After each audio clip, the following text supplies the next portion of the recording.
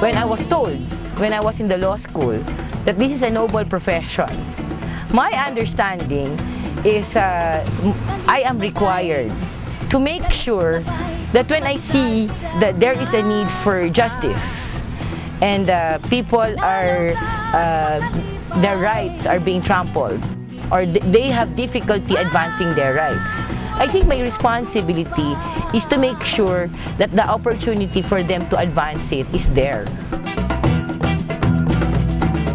If there are a lot of communities that are suffering, and if there are a lot of farmers that still do not own lands, and I know that the reason why they do not own it is not because they failed or they are not good farmers, but because our system does not give them the opportunity to get it. I think I am obliged to work with them so that opportunities are created, that they can advance their rights and be able to get what they want so that they can start cultivating their farms and provide better future for their children.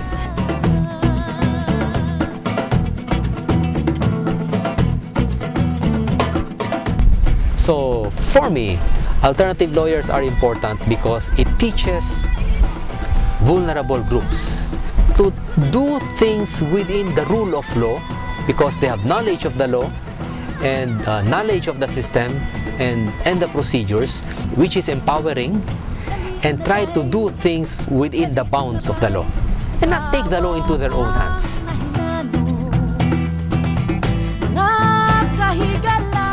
So that is important because it does not only give them access to justice, but also helps maintain the rule of law in our system of government. Because in the end, all lawyers are actually seekers of justice. So whether you are a mainstream lawyer or an alternative lawyer, we are partners in this collective effort. So all of us, colleagues in the profession, are really partners in this goal of achieving justice. When I was in law school, I never imagined that I would be doing this. Because again, we have a traditional concept of what lawyering is. We have an image of a glamorous image of a lawyer. Arguing before the courts, in a barong, always in a barong Tagalog. Never walking with farmers. The law can be used as a tool for empowerment. The law, knowledge of the law can be used by the people to work for their rights, to work for their interests. The law can be used in pursuit of social justice. But before the law can do those objectives, we also have to change the law. Because the legal system as it is still, as a general principle, biased against the poor. And that is what we are doing. We are using the law as a tool for empowerment. We are using the law as a tool for social change.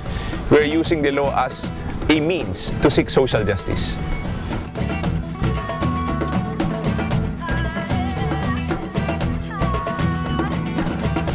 I see some of my lawyer friends once in a while. They always ask me, why do you continue to do what you're doing when it's not comfortable? And that does not even make you put up good arguments in their case. But I said no, I think it really helps me put up better arguments if I go through the same experience like farmer does. Then it becomes real for me. If I am asked, if I am sacrificing, I think not. This is my choice. I think this is a very good kind of lawyering. And I am very lucky to be exposed to this kind of lawyering. Not all lawyers, for example, have appeared before higher courts and argue the case of the poor and the marginalized. We are challenged to do that all the time because we are introducing new laws to courts, new application of new laws every time. And that's also very challenging, but that's not my personal goal in life.